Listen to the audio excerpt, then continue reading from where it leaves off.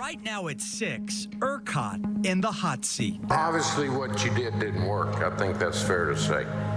Well, sir, respectfully, I'd say it worked from keeping us going into a blackout that we'd still be in today. That's why we did it. Getting grilled in the House.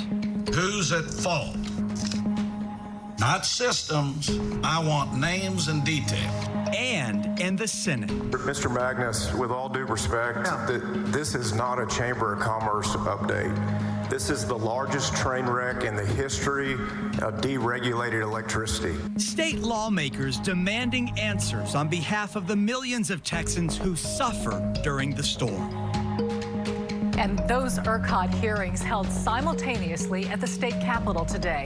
And our KPRC2 Investigates team is there, bringing you live team coverage from Austin tonight. Mario Diaz covering the House hearing, Robert Arnold covering the Senate hearing. And they both witnessed some fiery moments in those chambers. That they did. Robert, let's start with you. And it doesn't seem like this is even close to being over yet.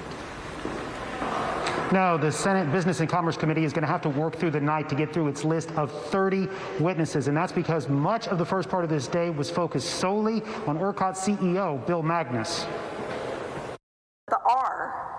The reliability, is why we're here. State senators pushed for specifics. As CEO of ERCOT, how could you not know? And became irritated when given broad or non-committal answers from ERCOT CEO Bill Magnus. I know enough to be upset with what I've heard. Conroe Senator Brandon Creighton pushed Magnus on why state leaders and the public didn't receive stronger warnings our power grid was facing a crisis. How could you not know the foreseeable danger and express that danger? We saw the danger, and we continue to amp up the communications we had with the people who were really going to operate and manage the grid during that time. Magnus later conceded he is open to improving channels of communication beyond those in the energy market.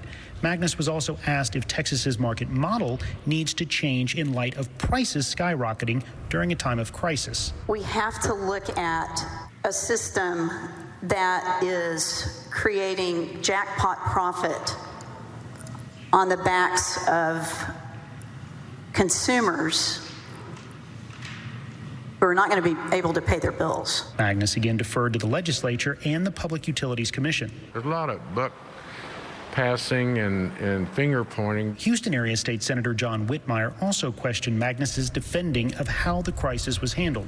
Magnus told senators it was the unexpected loss of dozens of power plants that caused a near catastrophe, and his team saved the statewide grid by making the call to put millions in the dark. Anytime you've suffered the deaths and the economic loss and the suffering that Texans suffered, you didn't do it right.